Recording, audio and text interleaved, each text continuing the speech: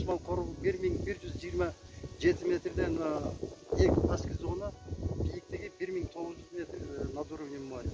Ошының ішінде болған өсімдіктерді көзөмөл жүргіземіз. Азыр ошоның кеді азыр эле мында групп эсептеп келгенде 100ге жакын породный состав катуу көзөмөл жүргүзөбүз.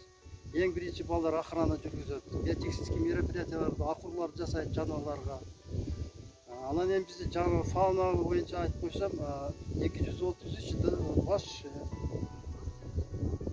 тирүү жандар катталган. Башкулак, сусар деген ушундай балык. Млекопитающий 88, дана калганы канаттуулар. Канаттуулардан эң эмеси айры куйрук, бизде кызык кетип келген. Үкү бар. Эми калган сабызган элер алар мемеде жок, бирок баары учетко кирет. Дашман заповедниги уюшулганын себеби бардыңарга маалымат болсо керек.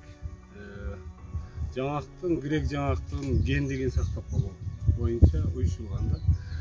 Бул жаңактын уникалдуулугу бир гана биздин Дашманда өсүп чыккан экен. Өзү өсүп чыккан токойдун бир түрү да биздин жаңа гректер, грекский жаңак деп аталып калган. Бирок азыркы учурда Дашман мамлекеттик жаратылыш коруугунда 8000ге чукул жер бар. Ошонун ичинден 4,5 гектар токой баскан аянт, анын ичинен